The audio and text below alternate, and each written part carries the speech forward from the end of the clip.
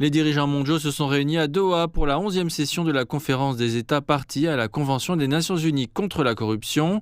Plus de 2500 délégués du monde entier se sont rassemblés dans la capitale du Qatar afin de se concentrer sur le renforcement de la coopération mondiale dans la lutte contre la corruption. Cette réunion d'une semaine marque le 20e anniversaire de l'entrée en vigueur de la Convention, à un moment où la confiance dans les institutions et la gouvernance mondiale est soumise à une pression croissante. La Chine joue un rôle actif dans la conférence de cette année avec une délégation de haut niveau dirigée par la vice-ministre des Affaires étrangères, Hua Chunying. S'adressant à l'Assemblée plénière, Hua Chunying a réaffirmé l'engagement ferme de la Chine dans la lutte contre la corruption. Le Parti communiste chinois et le gouvernement chinois sont fermement opposés à la corruption. La corruption et les inconduites constituent de graves menaces pour le parti, le peuple et le développement sain de l'économie et de la société.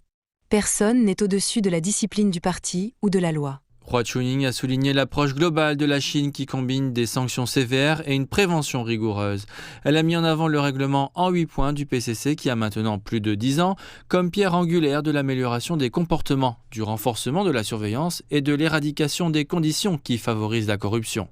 La Chine a été l'un des premiers pays à signer et à ratifier la CNUCC et a toujours soutenu la coopération internationale dans le cadre des Nations Unies, du G20, de l'APEC et des BRICS.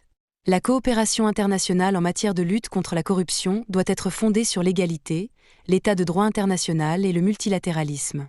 Nous devons rejeter l'application sélective, les doubles standards et la politisation de la lutte contre la corruption. Hua Chunying a également présenté l'initiative pour la gouvernance mondiale de la Chine, mettant l'accent sur l'égalité souveraine, le développement centré sur les personnes et les résultats concrets, en particulier dans les domaines du recouvrement d'avoirs et de la coopération judiciaire.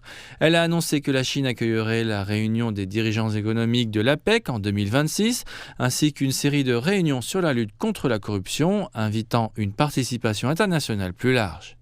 La Chine est prête à collaborer avec tous les pays afin de renforcer davantage le consensus politique, consolider les fondements juridiques, intensifier les actions conjointes, promouvoir un monde intègre et une gouvernance transparente, faire progresser un système de gouvernance mondiale plus juste et plus équitable contre la corruption, et se rapprocher d'une communauté d'avenir partagé pour l'humanité.